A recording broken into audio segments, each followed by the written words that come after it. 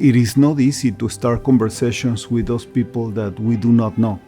And we found that art is kind of a neutral vehicle that places people in a very positive mindset. So it's always been like an idea, maybe we can use this as some kind of a ministry. Art provides a method for people to be able to relax, focus on something, and when that happens, they're able to converse more, really put down their guard, and they're creating something.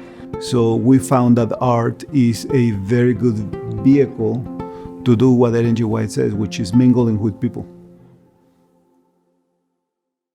God called me and my wife back to the state of Illinois, to the city of Chicago, back in 2012 after we finished with our Masters of Divinity. There had not been a church planting project in the city for about 25 years. So that was the idea, and church in the urban context to do mission, to re-engage with former younger Seventh-day Adventists, and to disciple non-Seventh-day Adventists. We are one church in two locations. One church located in the city of Chicago, and another church in suburban area near to Chicago. And Jesus was one that was a man of intentionality and also, but of also relationships. If we want our lives to be more like him, we have to follow his example. So after my first visit at Epic, I received a postcard in the mail from one of the staff members at Epic with just saying, "Hey Hector, thank you for coming. It was great to see you. Is there anything I can do? Can I pray for you?" And it also had a Starbucks $5 gift card, which is not much, but it showed a great sense of initiative. I think the easiest way to make those connections is by just simply say hi. I think we are so afraid to use that word because we don't want to mess with other people's life, or we don't want to be intrusive. Every person is in their own bubble, right? So maybe you are that little spike that is going to break that bubble with a simple hi. We don't require a program in order to execute that vision.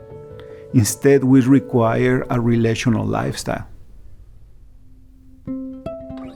It is not easy to start conversations with those people that we do not know. Art provides a method for people to be able to relax, focus on something, and when that happens, they're able to converse more, really put down their guard, and they're creating something. William and Candy Jameson, they're members of our church in Chicago, and they shared the idea of doing art as a medium of outreach. My wife and I, we had our own business very similar to what we do at the Art House here. And so it's always been like an idea, maybe we can use this as some kind of a ministry. And then worlds collided when we met Pastor Andreas, who also had a similar vision as well. When we decided to launch that location, we knew we had to do something to introduce ourselves to the community. And that's when we teamed up with Yorktown Mall to do a 1-month art space here at the mall. It was an open house. It was basically a Saturday night event that we did. We rented a space in the city and we brought various art activities, and people were extremely excited. A lot of people who are not from our community came and they were very happy to engage. It was a huge success. And then we asked the question, what if that, instead of being an event, is something that we do as part of our church? We transfer the idea of the art space, the event, the art space, into kind of a permanent weekly outreach here in the Yorktown Mall in Chicago, in Lombard. We don't hide the fact that through our church we do this community service.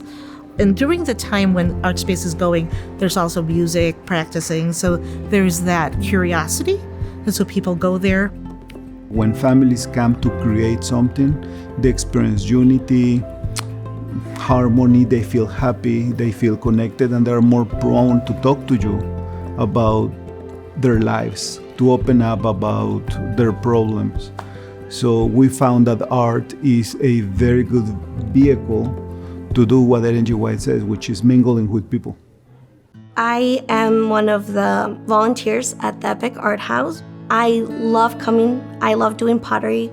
I brought my best friend, who she had a beautiful time being able to create. And I always mention to friends who come, I tell them it's not just therapeutic for our minds, our soul, it's therapeutic as a whole. And I think that people benefit that, especially now. The neighborhood we live in, or that we operate in, is very secular. And so if we were just to say this is a church, it would frighten a lot of people away. We do some drawing and some painting classes, but we also do some pottery classes as well. We do children's classes and adult classes. We do some after-school programs. People have come in and taken classes, and sometimes they've been taking classes for months at a time.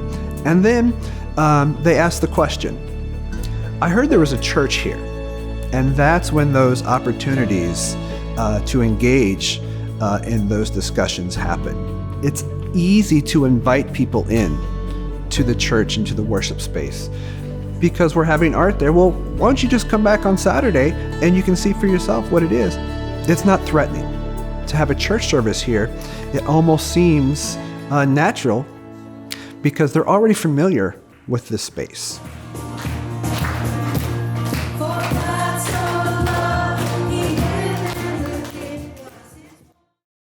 The impact was definitely growing prior to the pandemic. We used to have families from the community that will remain here in the worship service. We used to have not only Christian families, but even some Muslim families. We just finished a free spring break camp. We had over 20 families attending, 100% of which are not Seventh-day Adventist families. We're just using the medium of art to do that, but you can do that in many different forms. Perhaps there's someone in their church who is an auto mechanic and they have the space to do auto maintenance, or maybe a hair salon or a daycare, or whatever. Dig deep, find an opportunity where people can come into the space, you can build relationships, and so there's a trust that's built there. And then the opportunity comes for these religious questions or these spiritual conversations. And that being the salt of the earth and the light of the world means that God has already placed in them somewhere where they can influence someone. I think the gist of it is find something that your community needs and run with it. Your church is probably filled with so many people that have so many talents. All they have to do is offer those talents up, and it can be a blessing to many in the community.